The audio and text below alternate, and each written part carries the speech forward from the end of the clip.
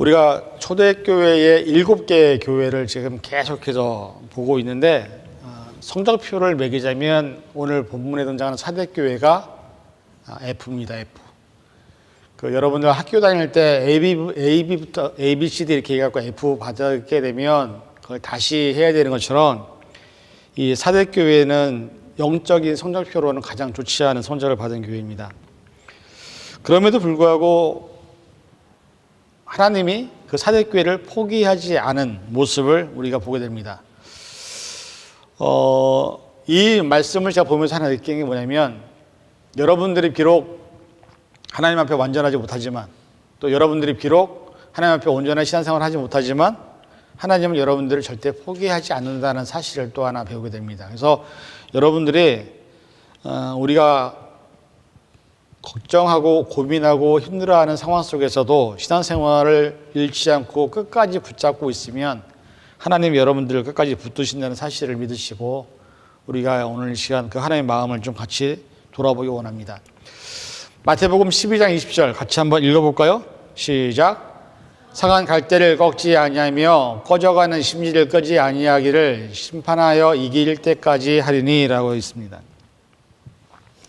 사람이 세상에 태어나서 하나님을 알아간다는 것은 대단히 중요한 겁니다. 그런데 중요한 건 하나님을 알아도 하나님 뜻대로 살지 않는 사람들이 있다는 겁니다. 그런데 하나님은 그러한 우리들을 포기하지 않는다는 거죠. 이 사실이 무엇을 의미할까요? 하나님은 여러분들을 너무나 사랑하시기 때문에 예수님을 이 땅에 보내주셨습니다. 이번 주 수요일부터 사순절이 시작이 됩니다. 그러면 뭐냐면 이제 우리가 예수님이 고난을 받기 전 종려주일부터 고난 주간 전까지 40일 동안 예수님의 고난을 묵상하고 예수님의 아픔과 그 십자가의 사랑을 생각하는 그런 시간이 됐는데, 하나님이 여러분들을 위해서 당신의 아들을 보내주셨다라는 거죠. 그것은 뭐냐면 여러분들을 포기할 수 없었기 때문에, 여러분들이 지옥으로 가든 말든 신경을 안 쓰면 되는데 하나님은 절대 여러분들을 포기할 수 없어서 당신의 아들이신 독생자 예수 그리스도를 이 땅에 보내주셔서 여러분을 위해 십자가를 지게 하셨다라는 것을 우리는 말씀을 통해서 깨닫게 됩니다. 요한일서 4장 9절 같이 읽어볼까요? 하나님의 사랑이 우리에게 이렇게 나타난 바 되었으니 하나님이 자기의 독생자를 세상에 보내심은 그로 말미암아 우리를 살리려 하심이라. 여러분들 혹시 그런 경험 해보신 적 있습니까? 여러분이 스스로 다른 사람을 살리기 위해서 혹시 내 장기를 띄워준다거나 그런 마음 혹시 가져보신 적 있으세요? 예? 마음만 가졌었어요? 여러분이 내가 사랑하는 사람이 있는데 그 사람이 너무 아픈데 장기 이식을 좀 받아야 돼. 그러면 나는 내 장기를 뛸 경우 위험한 상황이 생길 수 있음에도 불구하고 내 장기를 띄워서 그 사람에게 줄 수 있는 용기가 우리에게 있느냐. 하나님의 사랑이 이렇게 나타난 바 되었으니 하나님은 어떻게 하셨냐. 당신의 아들을 이 땅에 보내심으로 우리를 살리셨다고 말씀합니다. 이 사대라는 지역은 두아디라 남동 약 48km 지점에 위치한 도시인데 현재 터키인 루디아의 수도였습니다. 사대라는 도시는 상업적으로 번창한 도시였고요. 염직공업과 양털 염색, 금모래가 유행해서 사치와 부의 도시로 전락했고 무역의 요충지가 되었습니다. 군사적으로는 사대성이 있는 곳에 남쪽을 제외하면 모두 다 암벽이어서 다른 나라가 침공을 해와도 난공불락의 요새였던 그런 좋은 위치를 갖고 있음에도 불구하고 사대 이 지역에는 2번이나 정복을 당했습니다. BC 6세기 고레스의 공격을 받았고요. 약 200년 후인 안티오코스의 침략을 받아서 함락되었던 도시. 난공불락의 요새를 갖고 있음에도 불구하고 함락되었다는 건 뭡니까? 이 사람들은 그만큼 게으르고 그만큼 자기 자신들을 지키려는 마음도 없었고 나약하고 연약한 존재였다는 것입니다. 종교적으로는 시베리 여신을 섬겼고요. 황제 숭배가 극심했습니다. 그래서 역사가들의 말에 의하면 이 사대 같은 경우는 요한의 전도로 세워졌고 2세기에 이르러 변증가임의 주석가로 유명했던 멜리토가 이 교회의 감독이 됨으로 명성을 떨치게 되었다고 합니다. 자, 문제는 물질적으로 부유한데 내적으로는 완전히 엉망이었다는 거죠. 그래서 그 사대교회는요, 해치와 향락이 만연했고 사람들이 되게 교만했습니다. 그리고 그곳에 세워진 교회들은 사람들이 그렇게 변하는 것에 대해서 아무런 역할을 하지 못했던 교회로 있었다는 거죠. 이 사대교회의 모습이 지금 어떻게 보면 우리 한국교회의 모습과 흡사합니다. 지금 한국교회 보면 어떻죠? 큰 대형 성전들을 짓고 돈도 많고 재정도 많고 사람도 많고 풍성한 것 같긴 한데 정말 그 안에 하나님이 있느냐? 정말 그 안에 하나님이 살아계시느냐? 그런 것들을 볼 수 없는 여러 가지 많은 폐단들이 일어나고 있는 한국교회의 모습들을 우리가 보게 됩니다. 이 사대교회도 역시 교회적으로는 크게 부자였고 돈도 많았고 재정도 튼튼했지만 그들의 삶의 모습이나 방향은 하나님의 뜻과 전혀 상관없이 살아가는 모습들을 보여주고 있다는 것입니다. 어떻게 보면 오늘 우리가 이 세상을 살면서 여러분들이 어떻게 바라고 원하는 것들이 너무나 우리가 너무 물질적인 것들에 의해서 살고 있는 것은 아닌가 하는 생각을 합니다. 교회가 부흥되면 좋죠. 부흥되면 뭐가 되는지 아십니까? 돈이 많아집니다. 사람이 많아지면 그 사람 안에서 돈에 헌금 내는 사람이 많아집니다. 그런데 우리 한 가지 깨달아야 될 것은 이 부흥이나 재정적인 많은 것들이 하나님의 영광과는 상관이 없다라는 사실입니다. 우리가 지금 연약하지만 저는 우리 예수비전교회가 꿈꾸는 것은 사람들에게 비판과 조롱거리가 되는 큰 교회가 되는 게 아니라 하나님이 기뻐하시는 것이 무엇인지를 깨닫고 여러분들의 삶을 통해서 하나님이 어떻게 하면 여러분들을 보시면서 흐뭇해 하실까? 어떻게 하면 여러분들의 모습을 보시면서 하나님이 미소를 지으실까? 그런 것을 좀 보고 싶은 겁니다.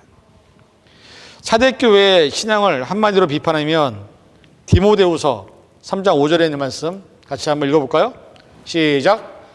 경건의 모양은 있으나 경건의 능력은 부인하니 이 같은 자들에게서 내가 돌아서라 이렇게 말씀합니다.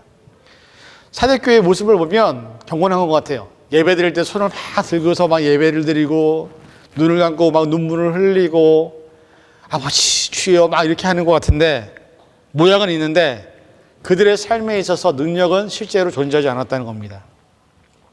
형식적인 신앙의 소유자들이었다는 거죠. 하나님은 그 모습을 보시면서 마음 아파하셨습니다.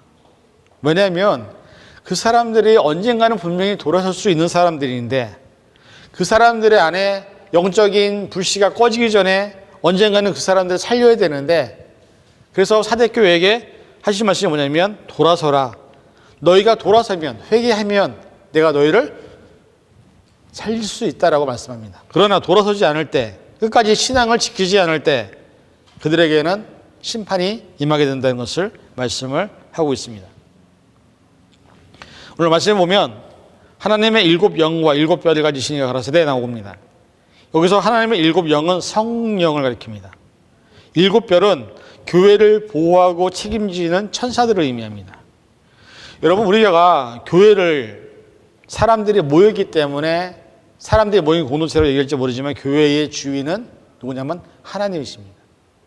교회는 많은 사람들이 헌금을 내고 우리가 교회를 지으면 이 교회가 내 거라고 생각하는 경우가 있는데 그건 착각입니다. 그래서 수많은 교회들이 건축을 하고 난 다음에 그 다음 넥스트 스텝이 뭐냐면 어떤 목사님이 그 얘기하더라고요. 목사님들이 교회를 건축하고 난 다음에 세 가지 현상 중에 하나가 나타나는 겁니다. 하나는 뭐냐면 교회가 갈라지는 현상이 나타나기도 하고 두 번째는 목회자가 쫓겨나고 교회를 짓고 나면 목회자가 쫓겨납니다. 그 다음에 세 번째는 사람들이 그걸 팔기 위해서 안달복달을 한답니다. 왜 그런 현상이 일어날까? 그 사람들의 개념에는 그게 있는 겁니다. 내가 헌금했는데 내가 건축 헌금 냈는데 내 돈 냈는데 이게 내 거지 누구 거야? 라고 생각합니다. 그러나 교회는 절대로 인간의 것이 아닙니다. 왠지 아십니까? 여러분 한번 생각해 보세요. 여러분 태어날 때 지금 현재 갖고 있는 것을 다 갖고 태어났습니까? 여러분 태어날 때 어떻게 태어나셨습니까? 맨주먹으로 태어났습니다. 여러분한테 돈 일전 하나 없었습니다. 여러분이 태어날 때 여러분이 갖고 태어난 건 아무것도 없습니다. 그저 살아가면서 어머니가 아버지가 좀 준 용돈이 여러분의 전부인 거였고, 여러분이 일을 하면서 번 돈이 여러분의 것이었고, 그런데 한번 생각해 보세요. 내가 태어났을 때부터 내게 주어진 것이 내 것이 하나라도 있다고 생각하십니까? 여러분의 자녀가 여러분의 겁니까? 여러분이 갖고 있는 돈이 현재 여러분의 겁니까? 그 모든 것들은 하나님이 여러분에게 공급하신 겁니다. 그리고 맡겨놓은 겁니다. 여러분의 자녀도 여러분의 것이 아니고, 여러분이 갖고 있는 돈도 여러분의 것이 아니고, 여러분의 시간도 여러분의 목숨도 여러분의 모든 것들은 하나님의 은혜로 주어진 것임을 우리는 깨달아야 됩니다. 근데 사람들이 내가 헌금을 내서 교회를 건축하니까 이건 내 돈으로 했잖아. 그 돈의 주인이 누굽니까? 세상에 살아가는 삶의 모든 환경에서 내가 코에 호흡이 있기 때문에 돈을 벌 수 있는 겁니다. 코에 호흡이 떨어지면 여러분은 죽을 수밖에 없는 존재입니다. 하나님이 나를 코에 호흡을 주셨기 때문에 살아있는 겁니다. 그러면 내게 주신 모든 것들은 다 하나님으로부터 온 것임을 깨달아야 되는데, 우리는 내가 냈기 때문에 이건 내 거라고 얘기합니다. 그래서 교회를 자기 거라고 얘기하는 잘못된 것을 보게 됩니다. 여러분, 내가 가진 달란트와 은사와 능력과 시간과 내 마음, 이 모든 것들은 하나님으로부터 공급된 것인 것을 모르기 때문에 우리가 내 것이냐는 착각을 합니다. 그래서 많은 사람들이 교회 건물을 지어놓고 이것이 내 거라고, 내가 팔아야 된다고, 내가 주인이라고 얘기합니다. 그러나 이 세상에 원래부터 내 것은 하나도 없었습니다. 여러분의 것은 하나도 없었어요. 부모님에게 물려받은 것이고, 그나마 내가 건강이 있어서 일을 해서 돈을 번 것이지 여러분의 것은 하나도 없습니다. 하나님은 그래서 우리에게 뭘 말씀하시냐면 청직이라고 말합니다. 내가 너희에게 맡겼다. 그것을 잘 관리해서 하나님의 영광을 위해서 쓰라고 물질도 주시고 자녀도 주시고 여러분의 시간도 주시고 여러분의 생명도 주신 것입니다.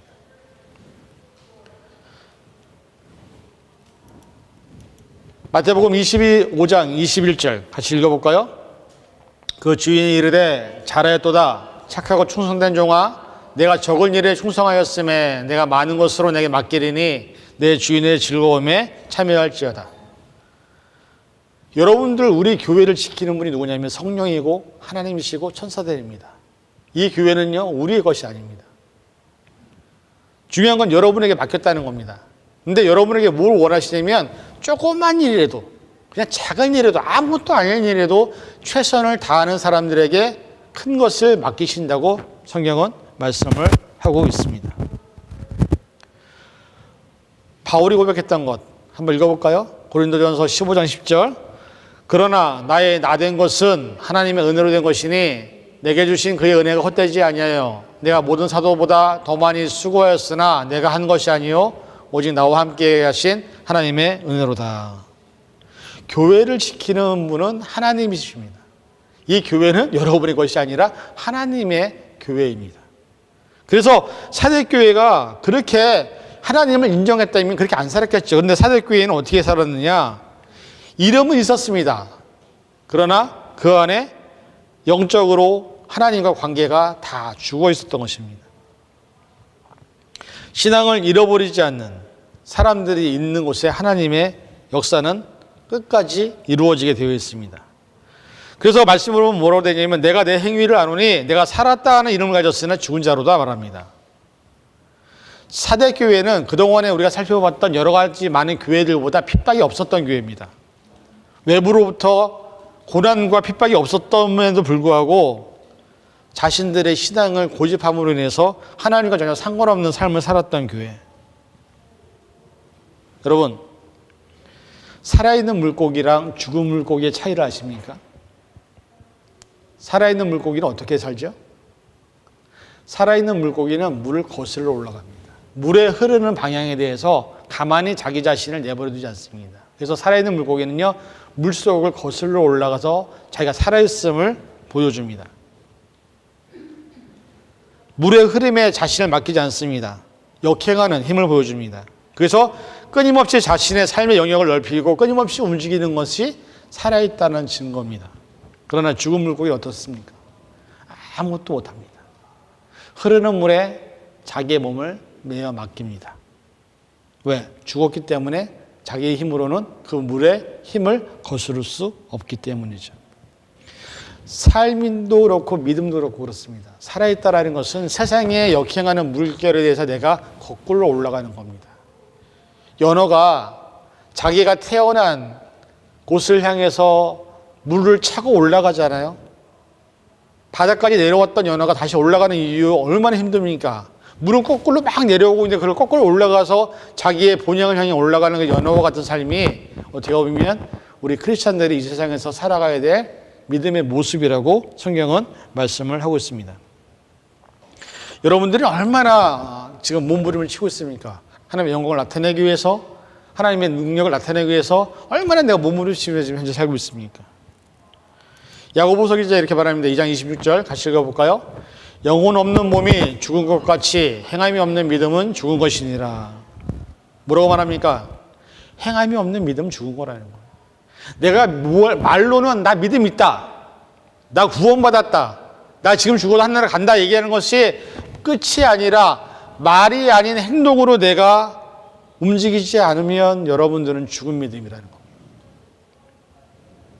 사대교회가 그렇게 했었습니다. 뭔가 살아있는 것 같긴 한데 실제로는 아무도 살아있지 않은 교회. 그래서 하나님이 보실 때도 안타까운 교회. 간혹 가다가 우리 어머니 아이들이 요즘에 인터넷 중독이 되게 심하잖아요. 그래서 아이들이 인터넷에 빠져갖고 자신의 삶을 자기가 갇힌 방 안에서 컴퓨터로만 세상과 소통하는 아이들이 되게 많습니다. 엄마들이 그 모습 어떤 마음이 들 것 같습니까? 얘네들은 보면 살아있는 애들인데 밖에를 나가지 않습니다. 아이들과 만나거나 사회에 나가는 걸 두려워합니다. 사람들 만나는 걸 두려워합니다. 그러면 그런 모습을 바라보고 있는 모습 보면서 엄마들은 그 아이들에게 뭘 원하려고요?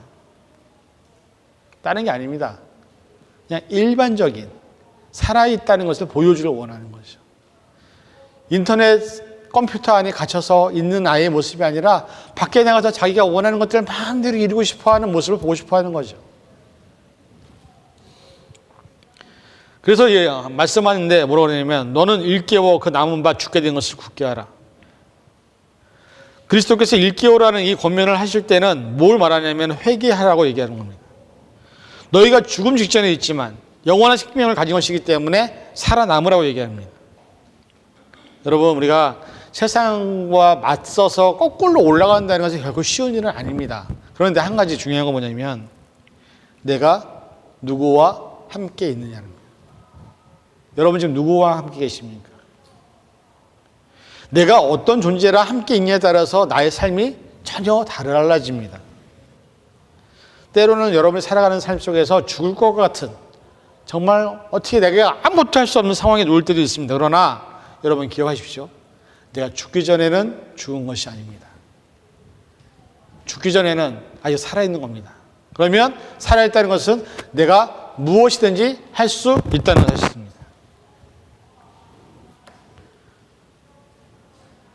사대교회에게 책망하시는 분이 뭐냐면 내 행위 위에 온전한 것을 찾지 못하였다. 보기에는 풍성해 보이는데 그 안에는 허망하고 보기에는 많아 보이는데 거기에는 이룬 것이 아무것도 없다고 얘기합니다. 여러분, 하나님 앞에서 여러분들이 한 가지 깨달아야 될 것은 뭐냐면 나의 자랑, 나의 의, 우리의 노력, 우리의 결과들 하나님께서 좋아한다고 착각하지 마세요. 여러분들이 뭔가 했다고 해서 하나님이 여러분들을 기뻐하시는 게 아니에요. 하나님은 우리가 생각하는 것보다 더 깊고 더 크고 높은 것을 원하시는데 그것은 뭐냐면 하나님과 나와의 1대1의 만남이에요. 여러분들이 아무리 많은 것들을 이루어도 하나님과의 관계가 끊어지면 하나님은 여러분들을 보시면서 슬퍼하십니다. 왜? 하나님이 바란 건 여러분들로 인해서 뭔가 많은 것을 이루는 게 아니에요. 하나님과의 깊은 관계를 맺기 원하십니다. 그래서 3절에 보면 뭐라고 되냐면 생각하고 지키어 회개하라. 이게 세 가지 명령을 말합니다. 생각하고라는 말은 뭐냐면 항상 내가 현재 어떤 상태인지를 돌아보라는 겁니다. 여러분들 내가 지금 현재 어떤 상황인지를 알아야 앞으로 어디를 갈지를 압니다. 지금 내가 어떤지를 알아야 앞으로 미래에 내가 어떻게 살지를 계획하게 됩니다. 근데 내 자신을 돌아보지 못하면 내가 앞으로 어떻게 살지를 모릅니다. 하나님 말씀하시는 것은, 생각하라는 것은 여러분 지금 현재 처한 상황, 환경, 거기에 대한 분명한 진단을 하라는 겁니다. 내가 지금 현재 어디에 위치해 있으며 하나님과 얼마나 거리가 있으며 내가 가고자 하는 목적과 비전을 향해서 내가 지금 현재 뭘 준비하고 있으며 그런 것들이 아무리 생각이 없으면 여러분들은 목적이 없이 가는 겁니다. 헬렌 켈러가 그런 얘기했습니다. 헬렌 켈러는 어떤 사람이었죠? 귀머거리, 장님, 벙어리죠. 세 가지인가요? 근데 헬렌 켈러가 그런 얘기를 했습니다. 이 세상에서 자기보다 가장 불쌍한 사람이 있다고 얘기합니다. 자기는 눈도 안 보이고 귀도 안 들리고 말도 못하지만 자기보다 더 불쌍한 사람은 미래에 대해서 비전이 없는 사람이 가장 불쌍하다고 얘기합니다. 앞으로 뭐 하고 살지? 앞으로 뭘 하며 살지? 내가 어떻게 살아야 되지? 그런 생각조차 안 하고 있는 사람이 헬렌 켈러가 볼 때는 가장 불쌍한 사람이라고 얘기해요. 여러분들, 하나님이 여러분들을 만드실 때 여러분들을 그냥 살아라고 만드신 게 아닙니다. 여러분들을 향한 꿈이 있었고 여러분을 향한 기대가 있었고 여러분을 향한 비전이 있었습니다. 그래서 여러분들 이 땅에 보내신 겁니다. 근데 내가 무엇을 하며 살아야 될지, 어떻게 살아야 될지도 모르고 생각도 하지 않으면 우리는 아무것도 못하는 겁니다. 두 번째, 지키어라는 말은 뭐냐면요, 내가 지금 현재 하나님께 받았던 복음을 굳게 붙잡으라는 말입니다. 그걸 놓쳐버리면 여러분들은 하나님과 상관없는 삶을 살 수밖에 없기 때문에. 그래서 여러분에게 주신 복음, 가스펠, 그 은혜를 꼭 붙잡고 있을 때 여러분들이 하나님과 함께 이 험한 세상을 이기며 견디어 나갈 수 있다고 말씀합니다. 그리고 세 번째 뭡니까? 회개하라는 거죠. 죄로 부패되기 이전의 상태로 돌아가라. 내가 너를 처음 만들었을 때, 내가 너를 처음 세상에 내어놨을 때, 그때 가장 아름다운 모습으로 돌아가라고 얘기합니다. 인간이 처음 제일 순수했을 때 언제인지 아십니까? 에덴 동산에서 아담과 하와가 선악과를 따먹기 이전이었습니다. 그때는 아무것도 안 했습니다. 그냥 하나님 주시는 은혜로만 먹고 살았습니다.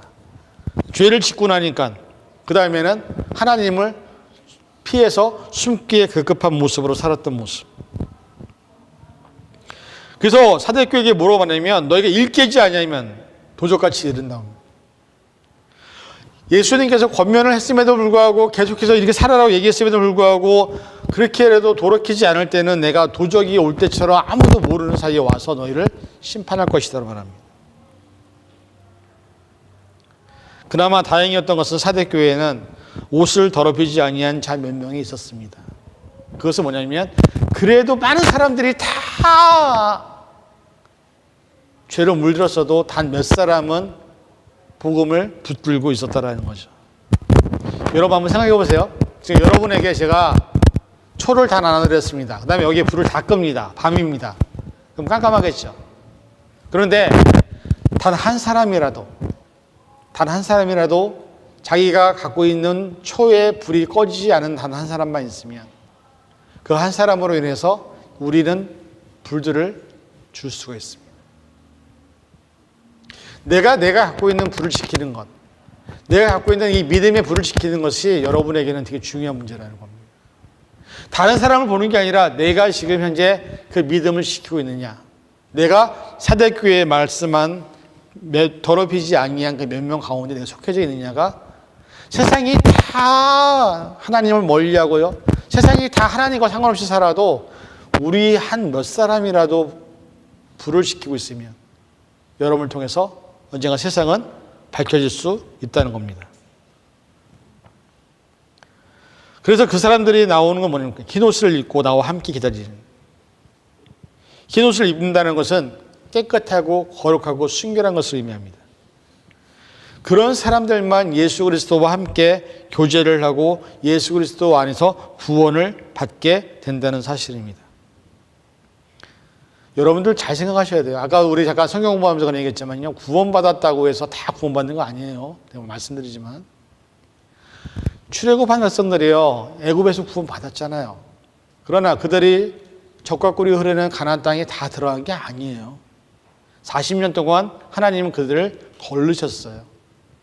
이 시간도 여러분들은 거르는 시간입니다. 하나님께 갈 수 있는지 없는지, 여러분의 삶을 통해서 40년 내가 살아가는 60년, 70년의 그 광야 생활을 통해서 여러분들 걸르세요. 그리고 천국에 들어가는 사람들의 숫자는 그렇게 많지 않다는 것을 깨달아야 됩니다. 그냥 거저 교회 다닌다고 해서 천국 가는 게 아니에요. 그냥 교회만 나오고 예배만 드린다고 해서 여러분들이 천국 갖고 구원받는 게 아니라는 거예요. 많은 사람들이 너무 구원을 쉽게 얘기하는데 구원은 그렇게 받는 게 아닙니다. 생각해 보세요. 여러분들 교회에서 세례받았다고 해서 거짓말 안 합니까? 교회에서 장로님이라고 사기 안 칩니까? 교회에서 권사님이라고 사람들 안 힘들게 합니까? 아니요. 수많은 교회가 장로님이고 권사님이고 거듭나고 성령 세례 받아도 죄를 짓고 살아갑니다. 그 사람들이 다 천국에 가보세요. 그게 천국이겠는가? 그건 천국이 아니라 지옥이죠. 여기서도 보기 싫은 사람들이, 여기서 살기 싫은 사람들이 천국에 다 올라가 있는데 그게 무슨 천국입니까? 천국은 절대로 그냥 거저가는 것이 아니에요. 어떻게 보면 존 버년이 썼던 첼로 입장에서처럼 자기가 천국에 가기 위해서 수많은 고난과 아픔과 힘들과 여러 가지 상황들을 이기고 난 사람에게 주어진 상급이 천국입니다. 자신 있으세요? 지금 죽으면 천국 갈 자신 있으세요, 여러분들? 정말로요? 그렇게 살아주셨다고 생각하세요? 제가 아까 성경 공부하면서 물어봤는데 여러분 자신의 신앙에 대해서 몇 점 매깁니까? 100점 만점 중에서 몇 점짜리 인생입니까, 여러분들은? 자기가 본인이 더 잘할걸요? 그 점수 갖고 천국 갈 수 있겠습니까? 하나님 앞에 우리는 합당한 자라는 인정을 받아야 됩니다. 그 인정은 우리의 인정이 아니라 하나님의 인정을 받아야 됩니다.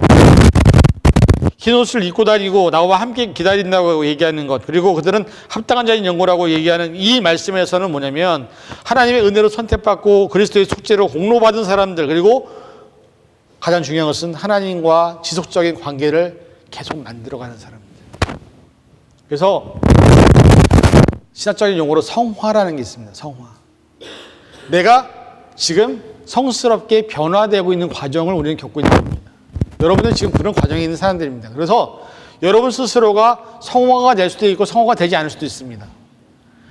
하나님 뜻대로 산 사람들은 하나님 뜻대로 바뀔 것이고, 하나님 뜻대로 안 산 사람들은 하나님과 상관없이 내 뜻대로 살겠죠. 그 심판이 이르겠죠.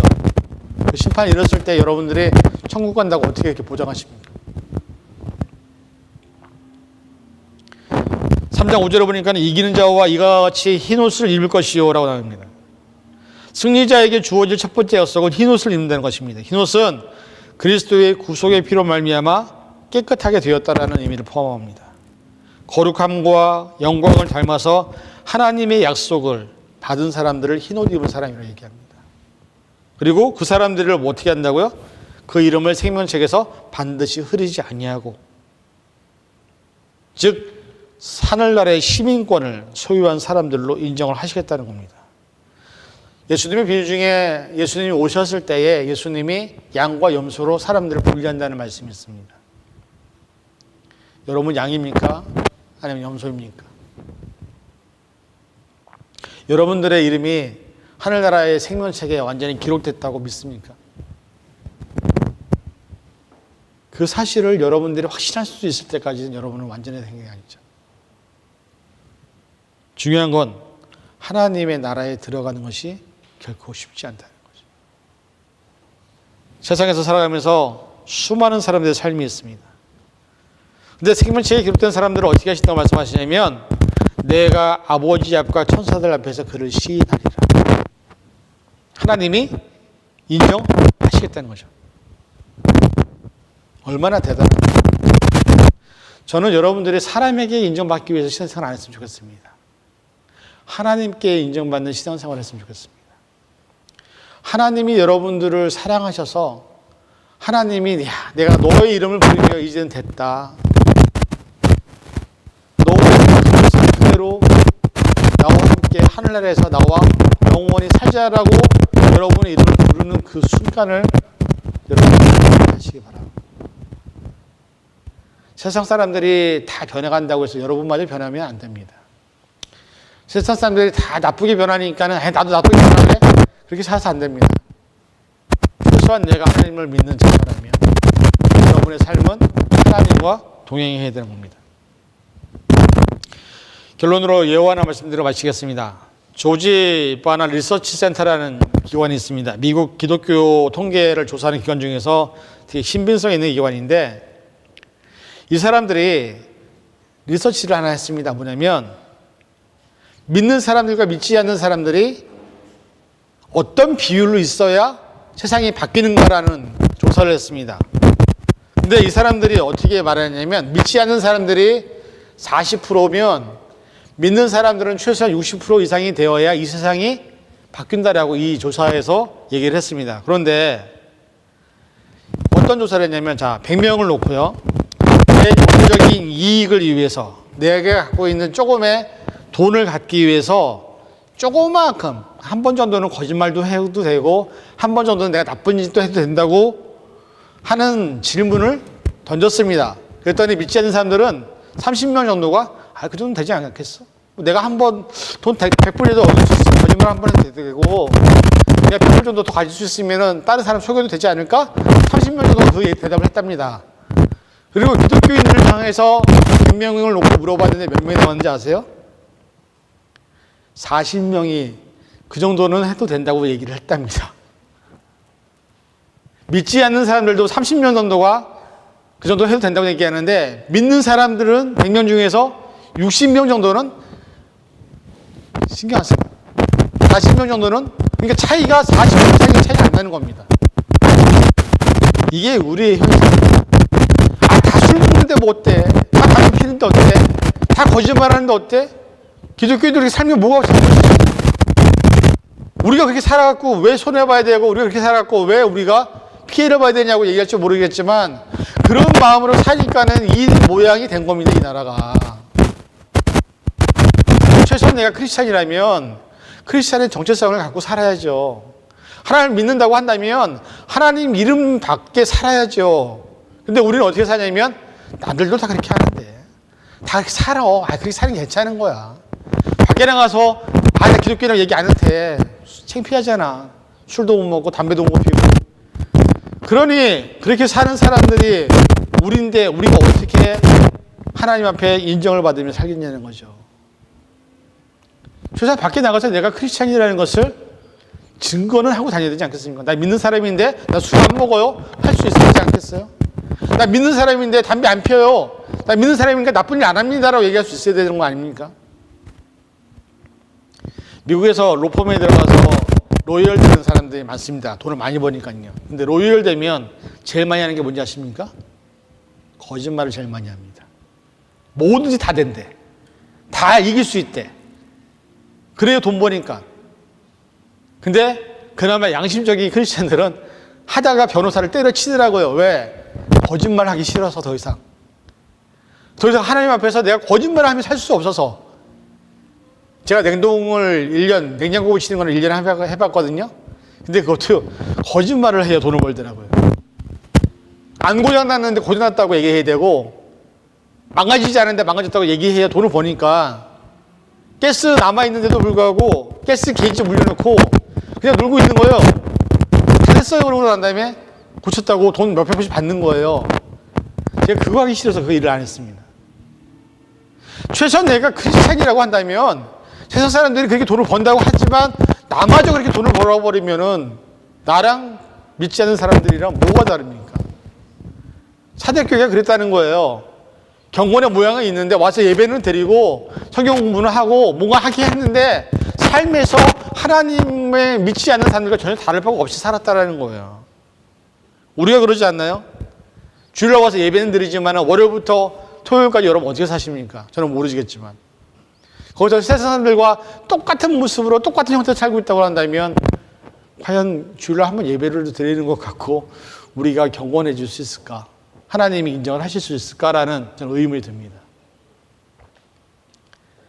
여러분 SAT 한국에서 대학교 시험 볼 때 몇 년 준비하는지 아십니까? 12년을 준비합니다. 대학교 시험 하나 보는데 12년 넘게 준비합니다. 여러분 우리가 천국 가는데요. 얼마나 준비해야 될 것 같습니까? 회사 큰 기업 하나 들어갔는데 얼마나 많은 준비하시는지 아십니까? 세상에서도 하물며 그 기업 하나에 내가 입사하기 위해서 수없이 시간을 투자를 하면서 준비를 해야 겨우 들어갈까 말까 한데, 영원한 생명이 있는 천국에 들어가는 게 그렇게 아무렇게나 그냥 살면서 갈 수 있다고 생각하시면 좀 착각입니다. 여러분들 복음으로 돌아가시기 바랍니다. 그리고 잘못한 것들은 회개하시기 바랍니다. 하나님 오늘 여러분들에게 원하시는 것은 내가 너의 이름을 부르면서 너와 함께 천국에 있자고 부르시는 거예요. 그 부름에 합당하게 생활하시기 위해서 여러분들이 어떻게 사셔야, 세상에서 어떻게 살아야, 어떤 크리스찬으로 살아야 여러분들이 하나님이 여러분을 인정하실 것인지에 대해서 고민해 보시고, 사대교회와 같이 책망받는 교회가 아니라 좀 성적표를 받아도 A 받아야 되지 않겠습니까? 이왕 신앙생활 하는 거. 신앙생활 하는데 CD 받으면 참 그것도 그렇지 않아요? 이왕 할 거 A 받으세요. A 플러스 받든지. 뭔가 하려면 하나 제대로 해야지. 이것도 아니고 저것도 아니고. 그래갖고 뭐 되겠습니까? 세상에서? 여러분, 세상 그렇게 녹록지 않아요. 신앙생활도 녹록지 않아요. 그러나 저는 여러분들이 최소 하나님께 인정받고 하나님이 여러분을 인정하시는 믿음을 사셔서 하나님이 여러분들의 이름을 부르면서 함께 영원한 나라에서 함께 있자고 얘기하는 그 음성을, 그 인정을 듣는 그런 저와 여러분이 되기를 주님의 이름으로 간절히 축원을 드립니다. 기도하겠습니다. 사랑하는 주님, 오늘 이 시간 저희들 말씀을 통해서 사대교회의 세상과 분리되지 않았던 삶의 모습을 바라보면서 그들이 돌아오기를, 회개하기를 바라시는 하나님의 음성을 들었습니다. 우리도 하나님의 뜻을 온전히 깨달아서 하나님께서 바라시고 원하시는 삶의 모습이 나타날 수 있도록 축복하시고 인도하여 주시옵소서. 모든 것 감사드리며 예수님의 이름으로 간절히 기도합니다.